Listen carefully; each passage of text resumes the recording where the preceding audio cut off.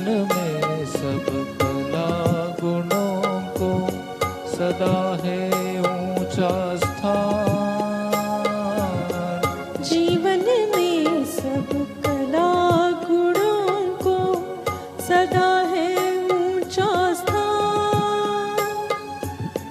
आओ मिलकर पूरे कर ले, आओ मिलकर पूरे कर ले ये अपने अरमान, ये अपने अरमान। जीवन में सब कला गुणों को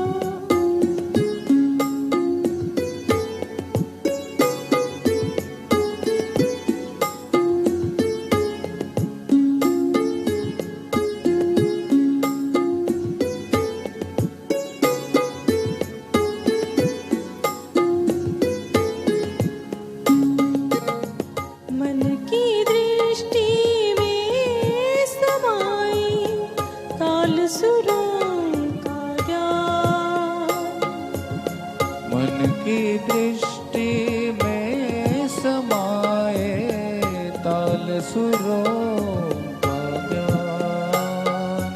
नेत्रहीन कला साधक को, नेत्रहीन कला साधक को करने ही सम्मान।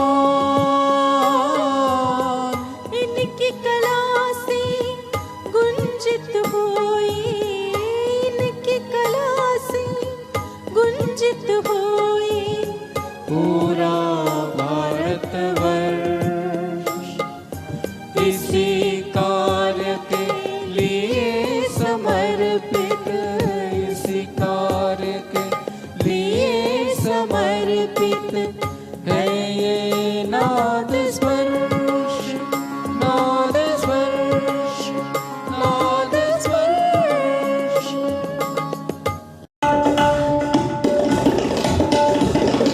चिंता होती है, ये उमंग होती है, ये उत्साह होता है। अगली कुछ ही पलों में ये सांगीतिक आविष्कार आपके सामने प्रस्तुत होने जा रहा है। सुनिएगा थोडा। एकता कुठलेही काम करण्यासाठी ना युनिटी फार महत्वाची असते, अत्यंत महत्वाची। त्याचं एक उदाहरण आहे, सगळ्यांनी मन लावून ऐका, आपण बघू ते कितपर्यंत मी पोहोचू शकतोय तुमच्यापर्यंत। पावसाळ्याचे दिवस होते मंडळी, आणि पावसाळ्याच्या दिवसांमध्ये एक उद्योगपती आपली गाडी घेऊन जात होते रस्त्याने, आणि ती गाडी घेऊन जात असताना ती गाडी एका खड्ड्यामध्ये फसली। नीट ऐका हा।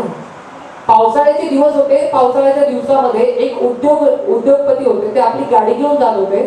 गाडी घेऊन जात असताना ती गाडी एका खड्ड्यामध्ये फसली। ती गाडी फसल्याचं बघितल्याच्या नंतर ते खाली उतरले आणि बघितलं आजूबाजूला कोणी मदत करतंय का। तर रस्त्याच्या कडेला एक शेतकरी दादा उभे होते। उद्योगपती साहेब त्या शेतकरी दादाला असं म्हणाले की शेतकरी दादा, माझी गाडी या खड्ड्यामध्ये फसली आहे, मला बाहेर काढून द्याल का। त्यावर त्या शेतकरी दादांनी उत्तर दिले की उद्योगपती साहेब, मी एकटा तुमची गाडी बाहेर काढू शकत नाही, परंतु माझा एक बैल आहे जो शेतीमध्ये वापरतो आपण, माझा एक बैल आहे, तो नक्की तुम्हाला मदत करेल। असं बोलण्याच्या नंतर त्या शेतकरी दादाने त्या बैलाला आणलं, त्या गाडीला बांधलं आणि 4-5 आवाज दिले, ए नाम्या डिग्या तुझ्या मला, तुम्ही सगळे मिळून ही गाडी बाहेर काढा। असं जेव्हा शेतकरी दादांनी म्हटलं ना, तेव्हा त्या एकट्या बैलानं एका झटक्यात कार ती बाहेर काढली। ती कार बाहेर निघाल्याचं बघून स्वाभाविकपणे उद्योगपती साहेबांना आनंद झाला आणि ते म्हणाले की शेतकरी दादा, तुम्ही कार बाहेर काढली, ओके ओके ठीक आहे, पण माझा एक प्रश्न आहे। त्याचा प्रश्न असा होता की तुमचा बैल तर एकच होता, मग तुम्ही 4-5 नावं का घेतली।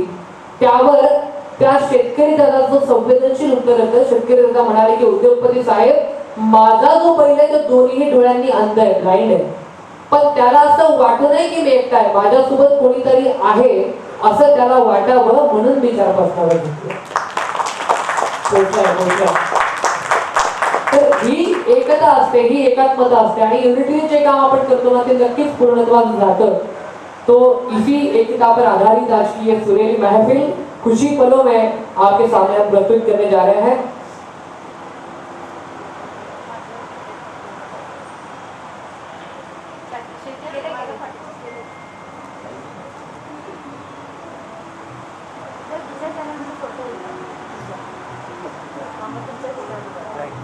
रोटेट कुठे आहे बघा जरा रोटेट लॉक म्हणते रोटेट कुठे आहे म्हणते रोटेट लॉक करा साथियों, जीवन में दृष्टिकोण बड़ा महत्वपूर्ण होता है। दृष्टि नहीं होती, दृष्टिकोण बड़ा महत्वपूर्ण होता है और उसी दृष्टिकोण को आपके सामने प्रस्तुत करने का एक प्रयास हमारे सभी कलाकार कुछ ही पलों में उनका आगमन होता हुआ और उसके बाद ये सुनहरी महफिल हम शुरू कर रहे हैं।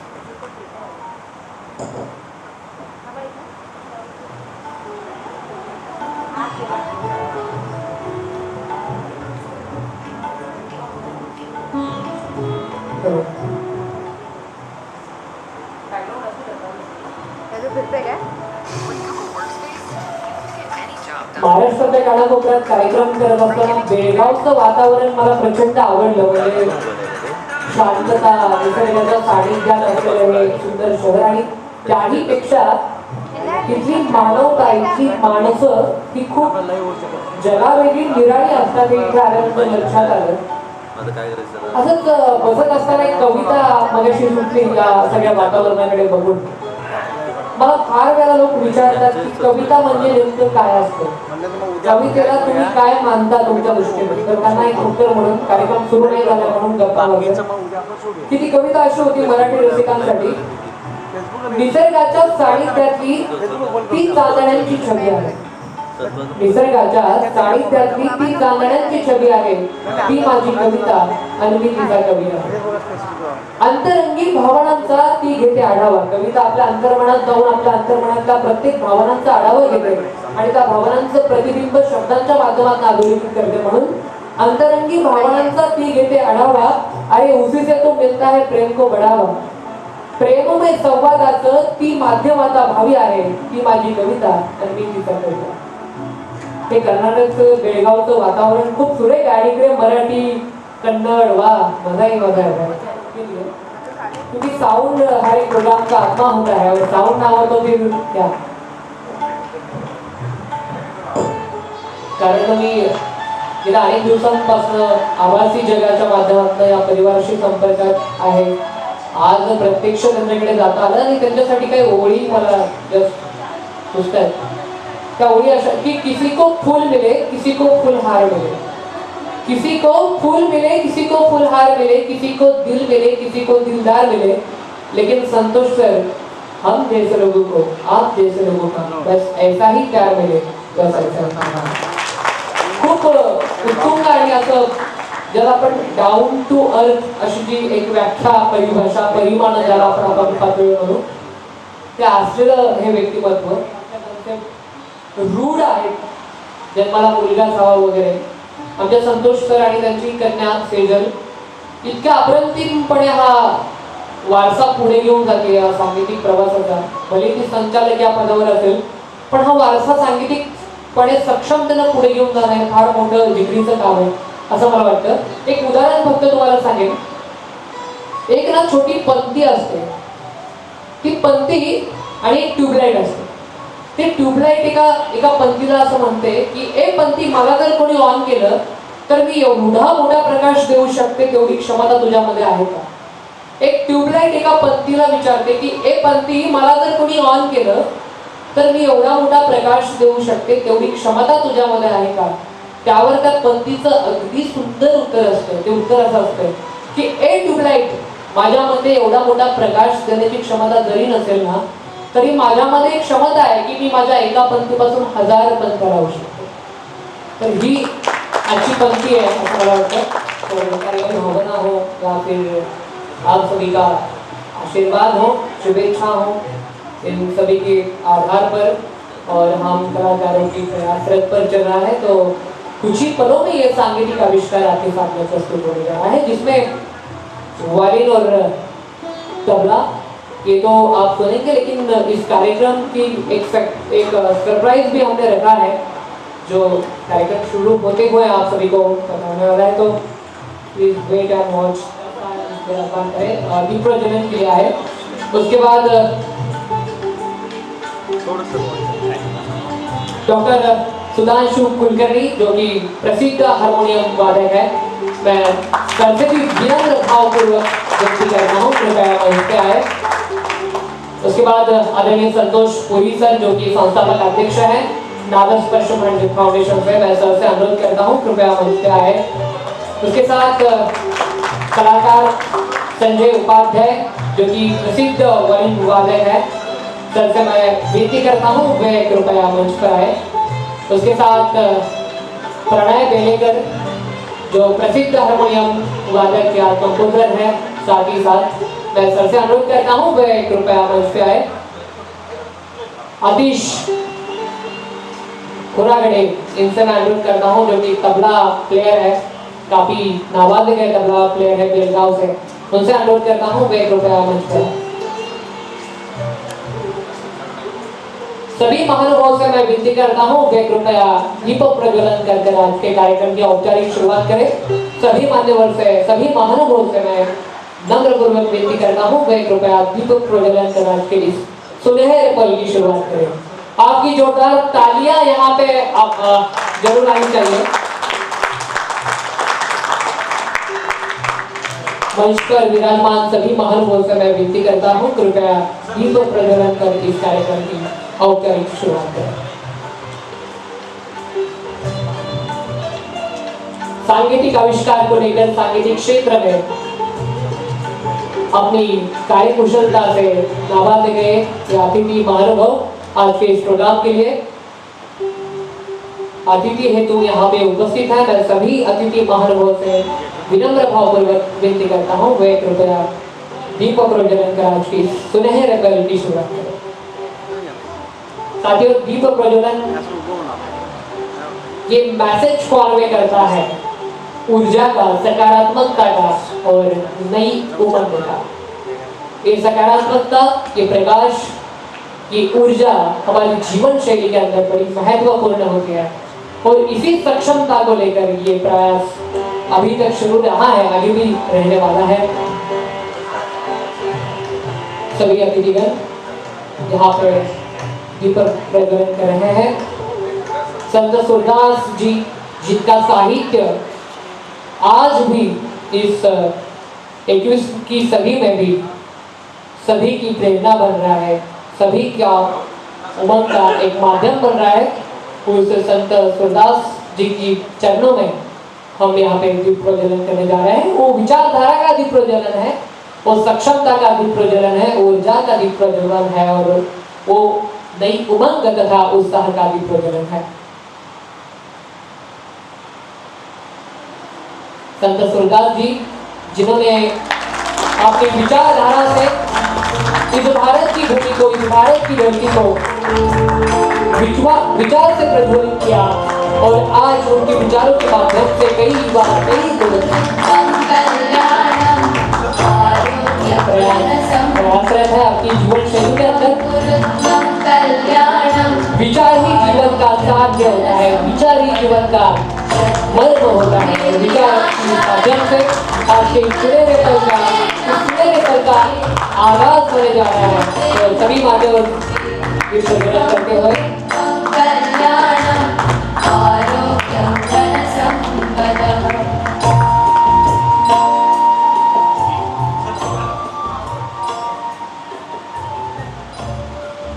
शुक्रिया।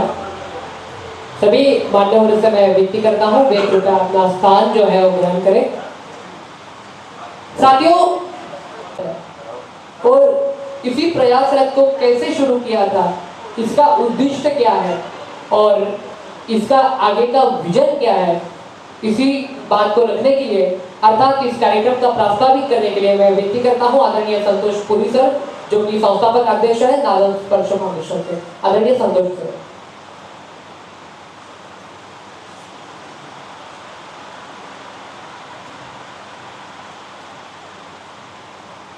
सबको नमस्कार, मैं संतोष पुरी। नाद स्पर्श ये संस्था पिछले साल 2023 25 मई के दिन 25 मई 2023 को शुरू हुई। एक संकल्पना हमारे मन में, मैं और मेरे मित्र बाकी साथी इस बारे में खूब हमने सोचा कि यहाँ पर जो कलाकार उपस्थित होते हैं कि इसमें जो हम नेत्रहीन कलाकार हैं इन्हें समाज में उनका स्थान उनके काबिलियत के हिसाब से उनको मिलना चाहिए। यही इस नाद स्पर्श का उद्देश्य है। एक हम नेत्रहीन कलाकार संगीत माध्यम को अपना जीवन अपनी लाइफ चुनते हैं, मेहनत भी खूब करते हैं, लेकिन जो स्थान मिलना चाहिए उसकी कमी हमें बार बार और हर बार खलती रहती है। मेहनत करो, ऐसे हमारे गुरुवर्य बोलते हैं कि आप खूब मेहनत करो, अच्छा आपको समाज में स्थान मिलेगा, लेकिन इसका थोड़ा अभाव है। लेकिन हमारी कोशिश यही है कि बहुत सारे टैलेंटेड कलाकार हमारे कम्युनिटी में हैं और इनको सब लोग आप सुनिएगा, इनकी हौसला अफजाई कीजिएगा और इनको हम कलाकारों को आप लोग वही स्थान हम पाना चाहते हैं जो आपके साथ बैठकर हम आपके ही हैं और आप हमारे हैं, ये दूरी कम होनी चाहिए और हम सब समाज में एक मित्र जैसे हम रहें और संगीत की पूजा हम करते रहें। हम भी यहाँ पे संगीत की सेवा करने आए हैं। हमारी इस सेवा को आप लोग सब लोग इस सेवा को मानिए और हम सरस्वती की सेवा करने आए हैं। हमारी भी बहुत इच्छा है कि संगीत की सेवा करते हुए आपको हम खूब आपका मनोरंजन करें, यही हमारी कामना है। और इसी शब्द के साथ मैं पुनः एक बार कहता हूँ कि नाद स्पर्श म्यूजिक फाउंडेशन ये इसी तरह आपके कोऑपरेशन, आपका सहकार इसे मिलता रहे और सारी जो हम कलाकार हैं, मेहनती कलाकार हैं, आज आप सुनेंगे तबला सोलो और वायलिन की प्रस्तुति आप सुनेंगे जो पूना, मुंबई और निपानी, बेलगाम, हर पूरे भारत में हम लोग हमारे कलाकार हैं, उनको आप हौसला अफजाई कीजिएगा और उनका मनोबल आप बढ़ाइए। इसी शब्द के साथ मैं यहाँ पे विराम देता हूँ। धन्यवाद। शुक्रिया सर। साथियों, सपने उन्हीं के पूरे होते हैं जिनकी सपनों में जान होती है। सपने उन्हीं के पूरे होते हैं जिनकी सपनों में जान होती है। यूं ही पंख होने से कुछ नहीं होता यारों, हौसलों से उड़ान होती है, हौसलों से उड़ान होती है। शुक्रिया सर। आज के इस प्रोग्राम की गरिमा को बढ़ाने के लिए अतिथि मान्यवर हमारे बीच उपस्थित है, उनका सम्मान, यथोचित सम्मान हम यहाँ पे करने जा रहे हैं। आदरणीय नंदन लेरलेकर सर, जो कि अध्यक्ष है कलाकार संघ बेलगांव से, संघ का सम्मान करने के लिए, स्वागत करने के लिए मैं आमंत्रित करता हूँ सेजल पुरी को कि वे उनका सम्मान करें। सेजल ये नाद स्पर्श फाउंडेशन की संचालिका है। मैं सेजल से अनुरोध करता हूँ वे कृपया सर का सम्मान करें। आदरणीय लेरलेकर सर का काफी योगदान रहा है इस बेलगांव की धरती पर कलाकारों की गरिमा को बढ़ाने के लिए, ऊंचाई को आने के लिए, तो इसी ही प्रतिभाशाली व्यक्तिमत्व का सम्मान हम करने जा रहे हैं।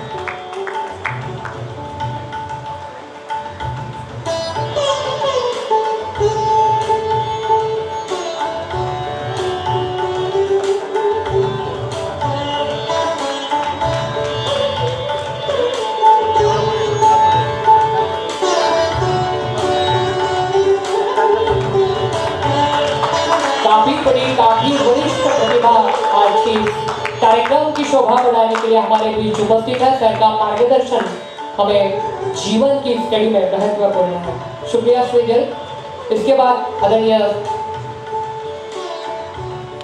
डॉक्टर सुधांशु कुलकर्णी सर, जो आदरणीय संतोष सर के गुरु है, इनका सम्मान, जो कि प्रसिद्ध हारमोनियम वादक है, मैं अनुरोध करता हूं आदरणीय संतोष सर से वे कृपया सर का एक उचित सम्मान करें। एक शिष्य और गुरु का ये मिलाप इस मंच पर आज प्रत्यक्ष हम सबको देखने मिलने वाला है। हमारे मराठी में संत ज्ञानेश्वर जी बड़ी खूबसूरती से लिखते हैं कि श्री गुरु सारेखा सता पाठी रागा इतरांचा लेखा कोण करे। अगर गुरु हमारे साथ है तो फिर क्या, किसी के सामने झुकने की जरूरत नहीं होती है अगर गुरु है तो।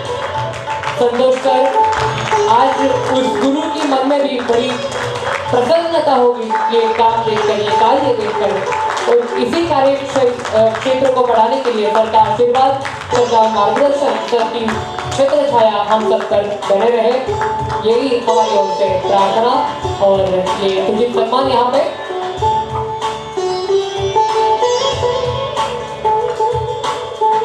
साथियों, पहाड़ों से महफिल सुहानी रहेगी, पहाड़ों से महफिल सुहानी रहेगी, लफ्जों में खुशियों की कहानी रहेगी, चमकेंगी सुरों की एक खूबसूरत सितारे अगर आपके तालियों की यहाँ मेहरबानी रहेगी, अगर आपके तालियों की यहाँ मेहरबानी। शुक्रिया।